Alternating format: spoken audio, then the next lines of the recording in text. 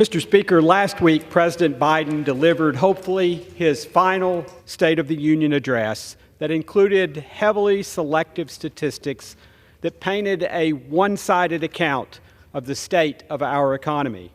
I rise to add some important context that gives a better snapshot of the economic conditions facing working families I represent in Tennessee.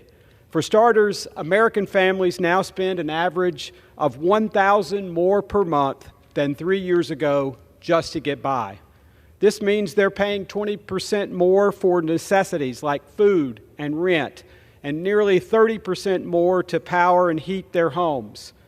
It's a staggering $11,400 more every year just on the basics, just to get by. The average monthly payment on a new home was $1,746 before this president.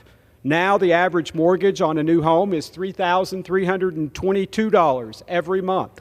That's almost double.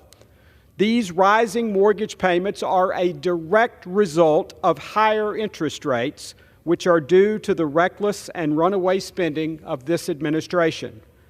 I believe it wouldn't have been this way if President Biden had heeded the advice of economists from both parties and fiscal conservatives like myself.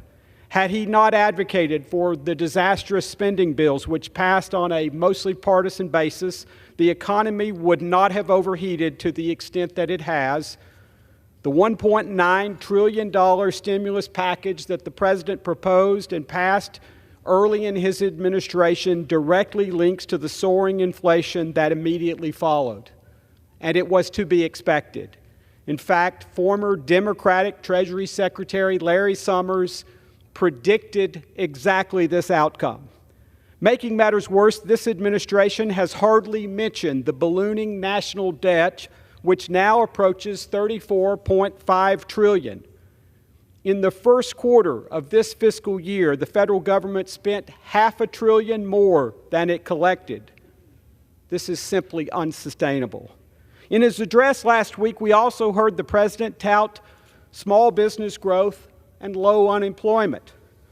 The speech, however, did not include the barriers employers around the country endure because of his administration's policies. To date, the Biden administration has finalized 838 new regulations, which come with a projected negative economic impact of $470 billion annually and 291 million hours of additional paperwork for American workers. I'll close with another statistic. A recent national poll shows that only 38% of voters approve of this administration's handling of the economy. More than half of those polled believe President Biden's policies will continue to increase prices. I agree. That's just one of the reasons why I am committed to supporting policies that foster economic growth, unburden our job creators, and end the reckless and unnecessary deficit spending. Our children, my children, cannot afford the reckless spending policies of this administration, and I will do everything in my power to ensure that they do not have to foot the bill for this administration's mistakes and misguided policies. Thank you, Mr. Speaker, and I yield back.